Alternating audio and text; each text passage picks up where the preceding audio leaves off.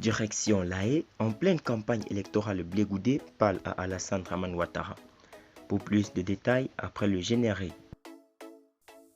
Avant de commencer, n'oubliez pas de vous abonner et d'activer la cloche de notification, car cela va vous permettre de ne plus manquer les prochaines vidéos.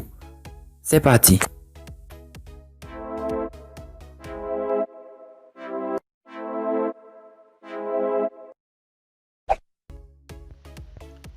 Charles Blé Goudé s'est prononcé sur les violences qui ont lieu depuis l'ouverture de la campagne électorale pour la présidentielle du 31 octobre 2020.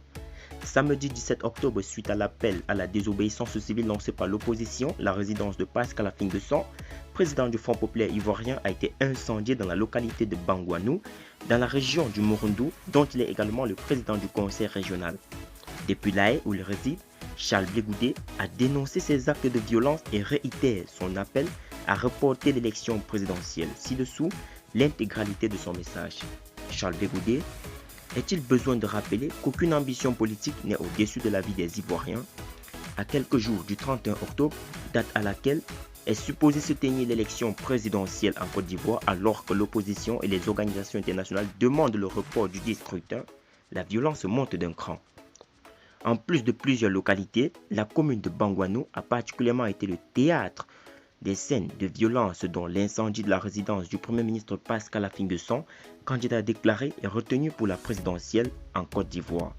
Des témoins parlent eux-mêmes de 2 morts, dont un originaire du village d'Akakro, village maternel du candidat Pascal Affi-N'Guessan.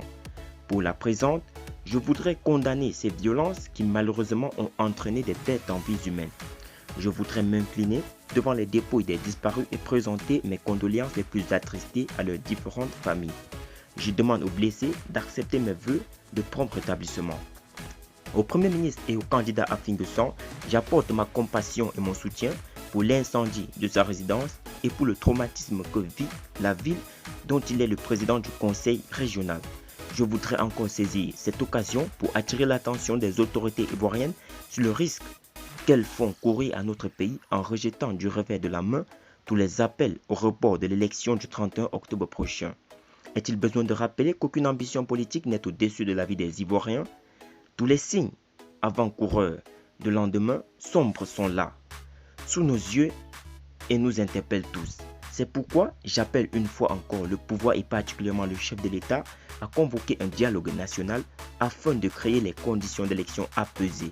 Une telle initiative aura l'avantage de préserver notre pays d'un autre traumatisme. Que Dieu protège la Côte d'Ivoire et tous ses habitants.